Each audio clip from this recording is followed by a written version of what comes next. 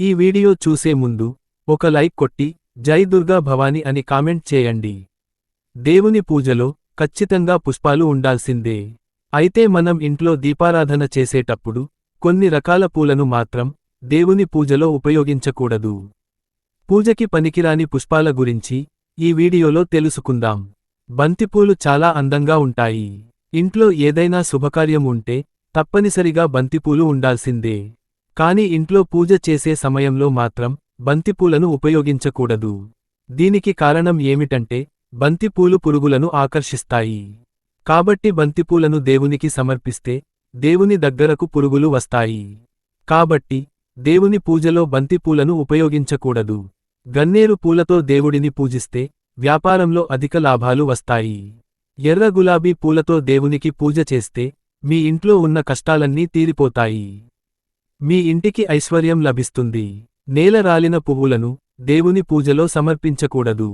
ముఖ్యంగా సాయంత్రం 6 దాటిన తర్వాత పూలను అస్సలు కోయకూడదు. పూజకు వాడే పువ్వులను నీటితో కడగకూడదు. అలాగే ఎడమ చేత్తో కోసిన పూలను కూడా దేవుని పూజలో వాడకూడదు. నెలసరి సమయంలో పొరపాటున కూడా పూలను తాకరాదు. ఐశ్వర్యానికి దేవతైన లక్ష్మీదేవిని గులాబీ పూలతో పూజిస్తే అష్టైశ్వర్యాలు చేకూరుతాయి. విచ్చని పూలతో దేవుడిని పూజించకూడదు. దేవుని పూజలో మొగ్గలను ఉపయోగిస్తే మీ పిల్లలకు అనారోగ్య సమస్యలు ఏర్పడతాయి.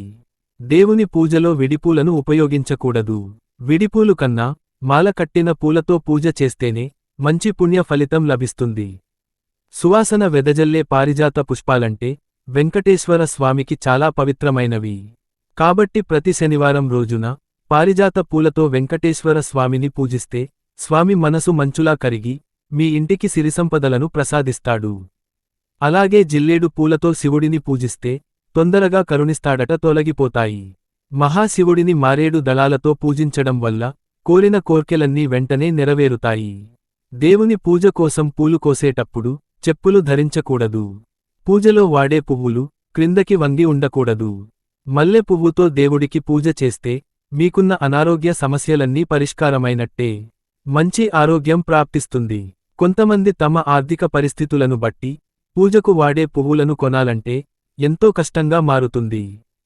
కాబట్టి మనలో చాలా మంది పక్కింటి చెట్టుకున్న పుష్పాలను కోసి వాటితో పూజ చేస్తారు. కాని ఇలా అస్సలు చేయకూడదు.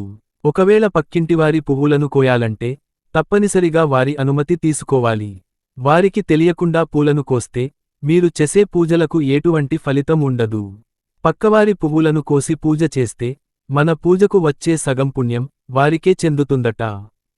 కాబట్టి పూజలో దేవుడికి పెట్టే దేవుని పూలను మన ఇంటి దగ్గర పెంచుకుంటేనే మంచిది. లేదా బయట కొనుక్కున్నా పర్లేదు. చెట్టుకున్న పూలన్నీ కోయకూడదు. సగం పూలు చెట్టు మీదే ఉండాలి. పూజకు వాడే పువ్వులను కర్రతో దులపకూడదు. క్రింద పడిన పూలను కూడా దేవునికి పట్టకూడదు. పూజలో అన్నిటికన్నా ముఖ్యమైనది దీపారాధనకు వాడే నూనె. ఆవు నెయ్యి చాలా పవిత్రమైనది. కాబట్టి ఆవు నెయ్యితో దీపారాధన చేస్తే మీ కుటుంబానికి అష్టైశ్వర్యాలు చేకూరుతాయి. దేవుని పెట్టిన పుష్పాలు ఎండిపోక ముందే తీసేయాలి. ఎండిపోయిన పుష్పాలు పూజ గదిలో ఉంటే మీ ఇంట్లోకి దరిద్ర దేవత అడుగుపెడుతుంది. ముళ్ళు కలిగిన పూలు అలాగే రెక్కలు తెగిన పూలను దేవుని పూజలో ఉపయోగించకూడదు. తాజాగా ఉన్న పూలతోనే దేవునికి పూజ చేయాలి. ఇలాంటి చిన్న చిన్న నియమాలు పాటిస్తూ దేవుడిని పూజిస్తే మీ ఇంటిపై ముక్కోటి దేవతలు అనుగ్రహం ఉంటుంది. ఈ వీడియో మీకు నచ్చితే లైక్ చేయండి, అలాగే సబ్స్క్రైబ్ చేసుకోండి.